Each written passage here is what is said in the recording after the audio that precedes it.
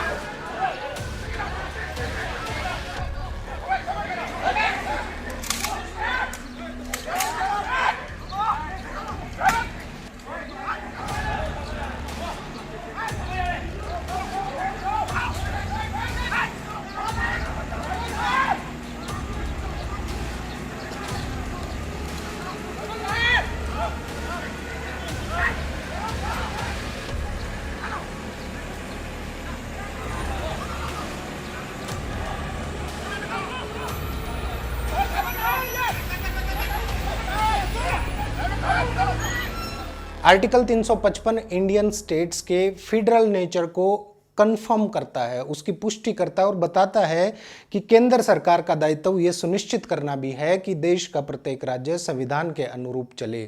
यह आर्टिकल केंद्र सरकार को याद दिलाता है कि जब कोई राज्य कुशासित हो जाता है, वहां बिल्कुल ही शासन नहीं रह जाता है, तब केंद्र सरकार केवल दर्शक बनकर नहीं रह सकती। पुरुषों व स्त्रियों का ये ग्रुप ही मंत्रिमंडल कहलाता है और इस मंत्रिमंडल का केंद्र बिंदु या प्रमुख होता है प्रधानमंत्री। इस बात से आपको समझ जाना चाहिए कि सबसे ज्यादा सवाल प्रधानमंत्री से ही क्यों किए जाते हैं। मणिपुर के मामले में 3 मई 2023 से अब तक के हालातों पर अगर नजर डालें तो ऐसा लगता है कि दोनों ही कर्तव्यों का लगातार उल्लंघन होता आ रहा है। 3 मई से प्रधानमंत्री ने मणिपुर पर एक शब्द नहीं कहा, यहां तक कि वहां शांति स्थापना की अपील भी उन्होंने नहीं की है। नमस्कार दोस्तों, कैसे हैं आप सब। दोस्तों, संविधान का आर्टिकल 355 कहता है कि केंद्र का ये कर्तव्य होगा कि वो हर राज्य को बाहरी आक्रमण और अंदरूनी अशांति से बचाते हुए ये सुनिश्चित करे कि राज्यों की सरकारें संविधान के प्रावधानों के मुताबिक चलें, यानी कॉन्स्टिट्यूशन के प्रोविजंस के तहत सरकारें चलें। ध्यान देने वाली बात यह है कि राज्यों में शांति और संविधान के तहत कार्यप्रणाली लागू होगी और ये केंद्र सरकार का कर्तव्य होगा, राज्य में सरकार चाहे किसी भी पार्टी की क्यों ना हो। मणिपुर में तो फिर भी बीजेपी की सरकार है और वो बीजेपी जो केंद्र में सरकार चला रही है। संविधान का ये आर्टिकल अपने आप में कई मायने में महत्वपूर्ण है, जो ये बताता है कि संघ या केंद्र सरकार का दायित्व प्रत्येक राज्य को सुरक्षित करना है, उसे नुकसान पहुंचाना या नष्ट करना नहीं है। आर्टिकल 355 इंडियन स्टेट्स के फेडरल नेचर को कंफर्म करता है, उसकी पुष्टि करता है और बताता है कि केंद्र सरकार का दायित्व यह सुनिश्चित करना भी है कि देश का प्रत्येक राज्य संविधान के अनुरूप चले। यह आर्टिकल केंद्र सरकार को याद दिलाता है कि जब कोई राज्य कुशासित हो जाता है, वहां बिल्कुल ही शासन नहीं रह जाता है, तब केंद्र सरकार केवल दर्शक बनकर नहीं रह सकती। वहां शांति बहाली और संविधान के मुताबिक शासन की स्थापना करना केंद्र का विशिष्ट कर्तव्य है, उसकी स्पेशल ड्यूटीज हैं। संघ या यूनियन एक कॉन्स्टिट्यूशनल कंसेप्ट है जो आखिरकार एक स्त्री या एक पुरुष ही होता है, जो केंद्र सरकार के प्रतिनिधि के तौर पर भूमिका निभाते हैं और जरूरी कदम उठाते हैं। पुरुषों व स्त्रियों का ये ग्रुप ही मंत्रिमंडल कहलाता है और इस मंत्रिमंडल का केंद्र बिंदु या प्रमुख होता है प्रधानमंत्री। इस बात से आपको समझ जाना चाहिए कि सबसे ज्यादा सवाल प्रधानमंत्री से ही क्यों किए जाते हैं। अब बात करते हैं संविधान के आर्टिकल 355 में बताए गए केंद्र सरकार के दोहरे कर्तव्य के बारे में। क्या केंद्र सरकार उन दो कर्तव्यों को पूरा कर पा रही है मणिपुर में? मणिपुर के मामले में 3 मई 2023 से अब तक के हालातों पर अगर नजर डालें तो ऐसा लगता है कि दोनों ही कर्तव्यों का लगातार उल्लंघन होता आ रहा है। आर्टिकल 355 ने संघ यानी केंद्रीय मंत्रिमंडल और प्रधानमंत्री, तो संघ को जो जिम्मेदारी सौंपी है, ऐसा प्रतीत हो रहा है कि उसका पालन करने के बजाय संविधान का उल्लंघन किया जा रहा है। 3 मई से प्रधानमंत्री ने मणिपुर पर एक शब्द नहीं कहा, यहां तक कि वहां शांति स्थापना की अपील भी उन्होंने नहीं की है। ना ही उन्होंने मणिपुर का दौरा करने के बारे में सोचा है, जबकि इस दौरान वहां लगभग 120 से ज्यादा लोग मारे जा चुके हैं। मुझे नहीं पता इसके पीछे केंद्र सरकार या प्रधानमंत्री की क्या मंशा है, क्या रणनीति है, लेकिन इसके पीछे के कारणों के बारे में जानने की हम कोशिश तो करेंगे ही। तकरीबन हम सब जानते हैं कि मणिपुर में भाजपा की सरकार है, इसलिए अगर केंद्र सरकार मणिपुर की सरकार को फटकार लगाती है या उसे बर्खास्त करती है तो ये बीजेपी का खुद का ही नुकसान होगा और विपक्ष हावी हो जाएगा। दूसरा कारण यह भी हो सकता है कि श्री नरेंद्र मोदी मणिपुर के अलोकप्रिय मुख्यमंत्री बीरेन सिंह को बहुत ज़्यादा पसंद नहीं किया जाता मणिपुर में, उससे खुद को अलग दिखाना चाहते हैं और वहाँ के लोगों के साथ अपना ये दुख ना बांट पा रहे हों कि गठबंधन की सरकार है, पूर्ण बहुमत से बीजेपी की सरकार आती तो ऐसे हालात ना होते। एक बड़ा कारण यह भी है कि मणिपुर बहुत दूर है। मणिपुर में जो भी हो रहा है उसका भारत देश के विशेष देशभक्तों पर कोई खासा फर्क नहीं पड़ रहा। लेकिन ध्यान देने वाली बात यह है कि मणिपुर में मैती और कुकी समुदाय आपस में लड़ रहे हैं और मैती समुदाय द्वारा ही राज्य सरकार का संचालन किया जा रहा है। तो जाहिर सी बात है बीजेपी समर्थित मैती समुदाय के लोग ही आखिरकार हावी होंगे और इसी के साथ, सबका विकास और सबका विश्वास का नारा अच्छे से फलीभूत किया जा रहा है।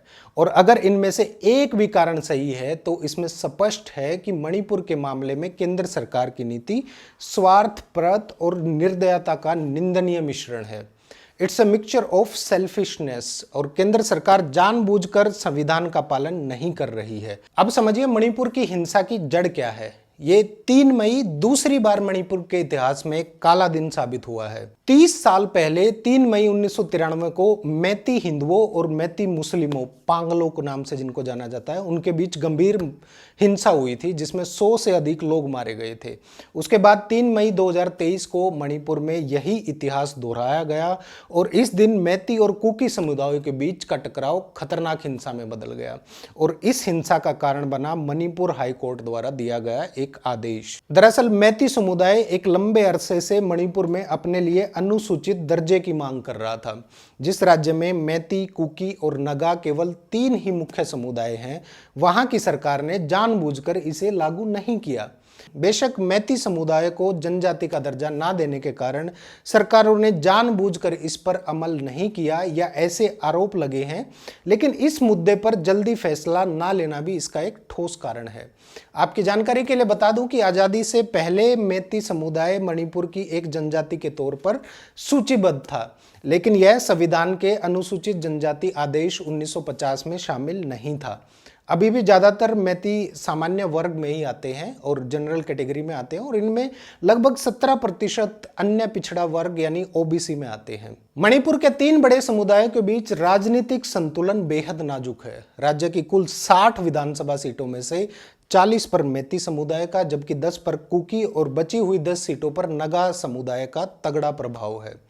कुकी और नगा अनुसूचित जनजाति में सूचीबद्ध 36 जनजातियों में से हैं और अगर मैती समुदाय को अनुसूचित जनजाति का दर्जा दे दिया जाए तो राज्य के चुनावी नक्शे पर तो कोई खासा असर नहीं पड़ेगा, लेकिन आदिवासी क्षेत्र के रूप में अधिसूचित इलाके में उन्हें जमीन और सरकारी नौकरी मुहैया कराने की बाध्यता हो जाएगी।